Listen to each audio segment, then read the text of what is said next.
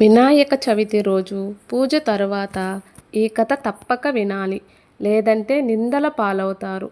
ఒకానొక సమయంలో భాద్రపద చవితి నాడు వినాయకుడు భూలోకంలో తనకు పెట్టిన ప్రసాదాలను సృష్టిగా తిని సాయంత్రం వేళ నెమ్మదిగా నడవలేక నడుస్తూ కైలాసానికి వెళ్ళాడు.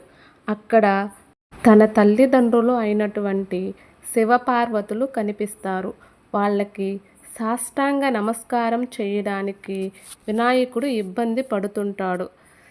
శివుని జటాజుటంలో ఉన్నటువంటి చంద్రుడు వినాయకుడు ఇబ్బంది చూసి పక్కున నవ్వుతాడు. రాజదృష్టి సోకడం వలన వినాయకుడు పొట్ట పగిలి మరణిస్తాడు. అది చూసిన పార్వతీదేవి ఆగ్రహంతో, ఓరి పాపి, నీ వలన నా పుత్రుడు మరణించాడు. ఇకపై నిన్ను ఎవరు చూసినా వారు నీలాప నిందల పాలవుతారు అని శపిస్తుంది. అదే సమయంలో భూలోకంలో యజ్ఞం చేస్తున్న సప్త ఋషుల భార్యలను చూసి అగ్నిదేవుడు మోహిస్తాడు. ఆ విషయం తెలుసుకున్న అగ్నిదేవుని భార్య స్వాహాదేవి తన భర్త కోరికను తీర్చడానికి ఋషివర్యుల భార్యల రూపంలో అగ్నిదేవుని కోరిక తీరుస్తుంది, ఒక్క అరుంధతీదేవి రూపంలో తప్ప.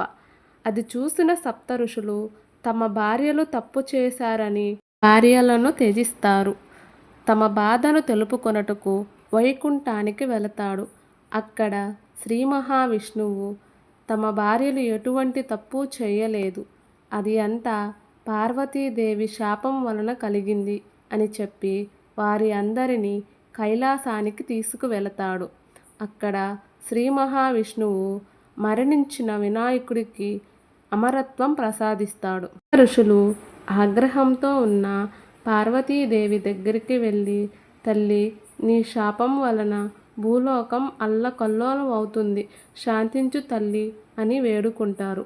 శాంతించిన పార్వతీదేవి, సరే, చవితి నాడు ఎవరైతే చంద్రుణ్ణి చూస్తారో వారు నీలాప నిందల పాలవుతారు అని శాపాన్ని తగ్గిస్తుంది.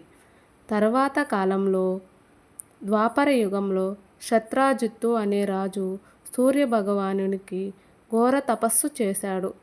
తన తపస్సుకు మెచ్చిన సూర్యభగవానుడు శత్రాజిత్తుకి శమంతకమణిని ప్రసాదించాడు. ఆ శమంతకమణి రోజుకి 8 బాణువుల బంగారాన్ని ఇస్తుంది.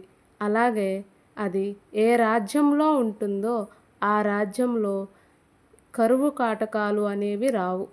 ఒకరోజు శత్రాజిత్తు శ్రీకృష్ణుని కలవడానికి ద్వాపరకు వెళతాడు.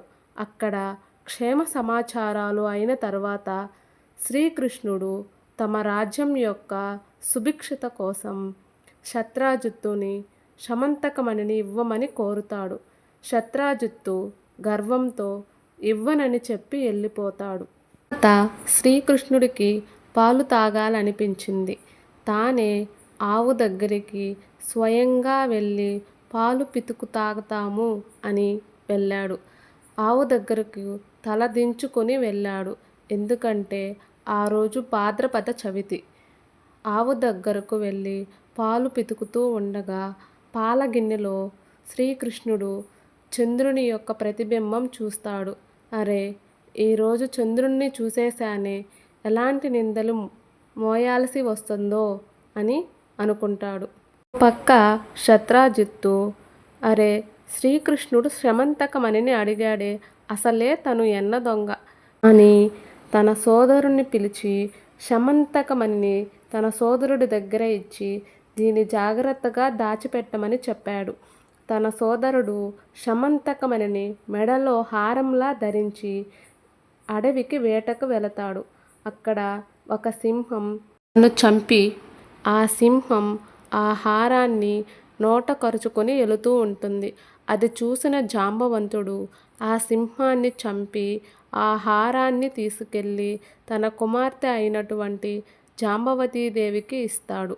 మరోపక్క శత్రాజిత్తు శమంతకమణిని శ్రీకృష్ణుడు దొంగిలించాడు అనే నింద మోపుతాడు. శ్రీకృష్ణుడు ఆ నిందను ఎలాగైనా పోగొట్టుకోవాలి అనే ఆలోచనతో అడవికి వెళతాడు. అక్కడ సింహపు అడుగులు చూసి ఆ సింహపు అడుగులను బట్టి వెళుతూ ఉంటాడు. అక్కడ కొంచెం దూరం తర్వాత ఎలుగుబంటి అడుగులు కనిపిస్తాయి. ఆ అడుగు జాడలలో వెళ్ళగా అక్కడ ఒక పెద్ద గుహ కనిపిస్తుంది. ఆ గుహలో జాంబవతీ దేవి సమంతకమణితో ఆడుకుంటూ ఉంటుంది. శ్రీకృష్ణుడు ఆ సమంతకమణిని తీసుకోవడానికి ప్రయత్నిస్తాడు. జాంబవతీ దేవి పెద్దగా అరుస్తుంది. ఆ అరుపు విన్న జాంబవంతుడు వచ్చి శ్రీకృష్ణుడితో యుద్ధం చేస్తాడు. ఆ యుద్ధంలో జాంబవంతుడు అలసిపోయి కూర్చొని శ్రీకృష్ణుని వైపు చూస్తాడు. కృష్ణుడు త్రేతాయుగంలో శ్రీరాముని వలె కనిపిస్తాడు. శ్రీరాముడు త్రేతాయుగంలో జాంబవంతుడు చేసిన సహాయానికి నీ కోరిక ఏమన్నా చెప్పు జాంబవంత అని అడిగితే జాంబవంతుడు ప్రభు నేను మీతో ద్వంద్వ యుద్ధం చెయ్యాలి అని అనుకుంటున్నాను అని చెప్పాడు. గుర్తుకు వచ్చిన జాంబవంతుడు శ్రీకృష్ణుని దగ్గరికి వెళ్ళి ప్రభు నేను ఆనాడు కోరిన కోరికను ఈరోజు తీర్చావా అని సమంతకమణితో పాటు తన కుమార్తె అయిన జాంబవంతిని కూడా శ్రీకృష్ణునికి ఇచ్చి తను మరణిస్తాడు. శ్రీకృష్ణుడు సమంతకమణిని తీసుకెళ్ళి శత్రాజిత్తుకు ఇస్తాడు. శత్రాజిత్తు శ్రీకృష్ణుని క్షమించమని అడిగి సమంతకమణితో పాటు తన కుమార్తె అయిన సత్యభామను కూడా వివాహం చేసుకోమని అడుగుతాడు. శ్రీకృష్ణుడు నవ్వుతూ సమంతకమణిని తిరస్కరిస్తాడు. అయితే తమ కుమార్తె అయిన సత్యభామను వివాహం చేసుకుంటాను అని చెప్పాడు. శ్రీకృష్ణుడు జాంబవంతిని సత్యభామని ఇద్దరిని వివాహం చేసుకుంటాడు. వినాయకుని పూజ తర్వాత ఈ కథ విని తల మీద అక్షింతలు వేసుకుంటే ఎటువంటి నీలాప నిందల పాలు అవరు. ఈ వీడియో మీకు నచ్చినట్లయితే లైక్ చేయండి, సబ్స్క్రైబ్ చేయండి, ఎలా ఉందో కామెంట్ చేయండి. సర్వే జనా సుఖినో భవంతు.